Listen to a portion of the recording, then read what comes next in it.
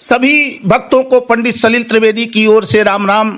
जय श्री राम। भक्त श्री हनुमान जी के चरणों में नमन कर श्री राम कथा का शुभारंभ करता हूं। प्रिय साथियों, कलयुग में ये अवध की घटना है। कलयुग में होने वाले अवध के राजा संत महात्माओं के लिए तीर्थ नगरी अयोध्या में धर्मशालाओं की व्यवस्था रखते थे। एक बार एक संत तीर्थ नगरी अयोध्या में एक धर्मशाला में ठहरे हुए थे और उसी दौरान एक बार राजकाज से संबंधित कार्य हेतु एक सज्जन भी अयोध्या पहुंच गए और उन्हें भी महात्मा जी के बगल के कमरे में ठहरा दिया गया। वो सज्जन स्वच्छंद विचारधारा के नास्तिक प्रवृत्ति के थे। महात्मा जी का नियम था कि सुबह 4 बजे उठकर स्नान आदि से निवृत्त होकर ब्रह्म मुहूर्त में भगवान की नित्य पूजा करते थे।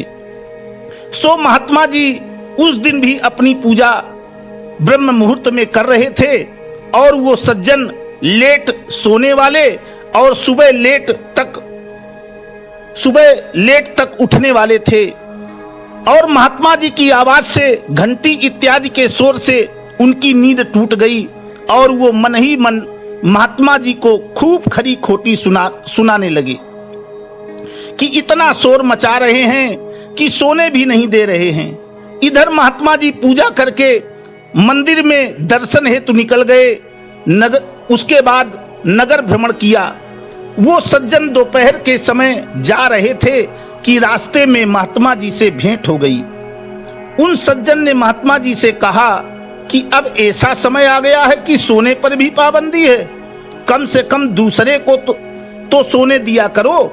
महात्मा जी ने कहा, भगवान की पूजा करना तो जरूरी है, कम से कम जिसका हम खा रहे हैं उसका भजन तो करना चाहिए, उसे हमें धन्यवाद तो देना चाहिए। तो वो सज्जन बोले कि आप खा रहे होंगे, मैं तो नहीं खाता, मैं तो अपनी कमाई खा रहा हूं।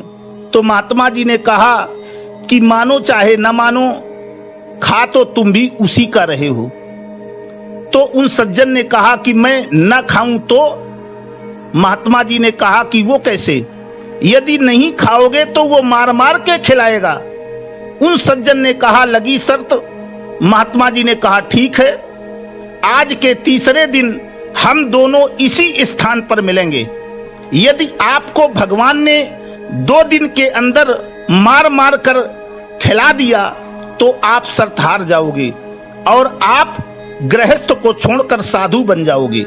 और यदि आपको 2 दिन के अंदर भगवान ने मार मार कर भोजन न खिलाया तो मैं ये दाढ़ी मूछ कटवा करके सन्यास छोड़कर गृहस्थ धारण कर लूंगा। प्रिय साथियों, इस प्रकार उन सज्जन से महात्मा जी की शर्त लग गई।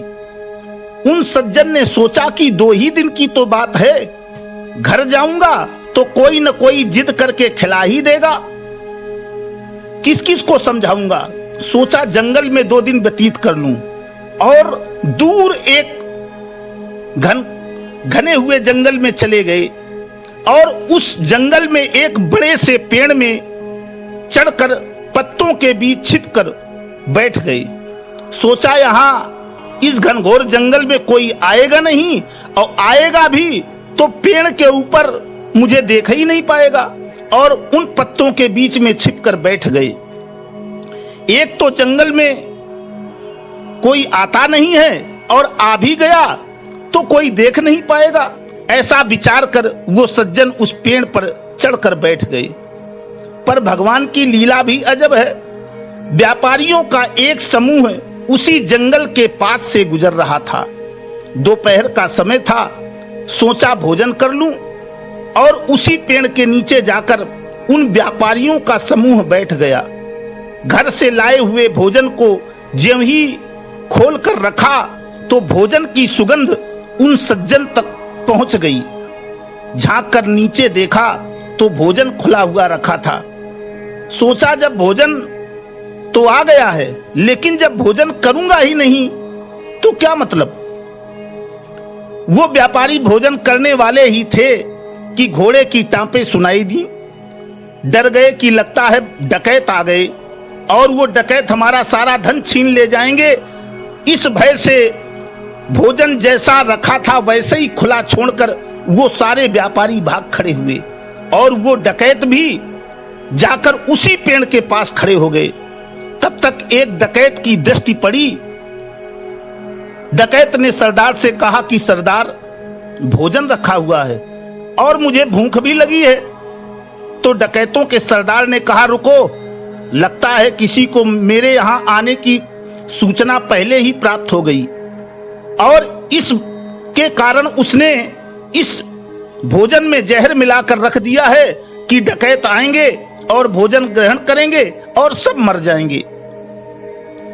आसपास देखो, वो आसपास ही होगा जिसने इसमें जहर मिलाया है।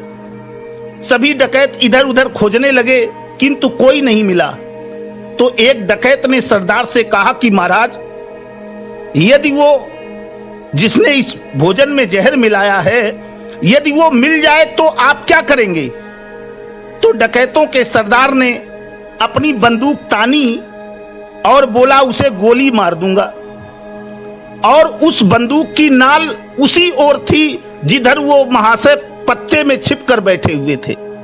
जैसे ही गोली मारने की बात हुई और बंदूक की नाल उन्हीं की ओर थी तो वो भय से कांपने लगे और जैसे ही वो कपे तो पत्ते हिले डुले और जैसे ही पत्ते हिले डुले तो एक डकैत की दृष्टि पड़ गई। बोले, महाराज, लगता है कोई ऊपर छिपा बैठा है। डकैत ने कहा, नीचे आ रहे? डकैतों के सरदार ने कहा कि नीचे आ रहे हो कि गोली मार दूं? तो वो महाशय वहीं से कपते हुए बोले, नीचे तो आ जाऊंगा किंतु भोजन करने को न कहना। अब सरदार को यह विश्वास हो गया कि इसी ने जहर मिलाया है। बोले, नीचे तो आओ।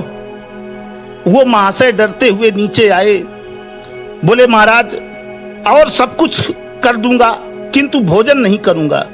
डकैतों के सरदार को यह विश्वास हो गया कि पक्का इसमें इसी ने जहर मिलाया है, तभी तो ये भोजन कर नहीं रहा है।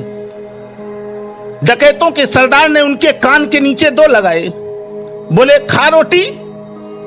अब वो रोटी खाता जाए और रोता जाए और उन महात्मा जी की बात को याद करता जाए। प्रिय साथियों, ये सच्ची घटना है कलयुग की। फिर उन सज्जन ने गृहस्थ धर्म छोड़कर सन्यासी जीवन धारण कर लिया और उसी दिन से उन्होंने घर बार छोड़कर साधु का भेष धारण कर लिया और उन्हीं साधु महात्मा जी के जो महात्मा जी वहां ठहरे हुए थे उन्हीं के शिष्य बन गए। प्रिय साथियों, इसी के साथ मैं अपनी वाणी को विराम देता हूं। आप सभी लोग इसे राम काज समझकर श्री राम कथा को जन जन तक पहुंचाकर अधिक से अधिक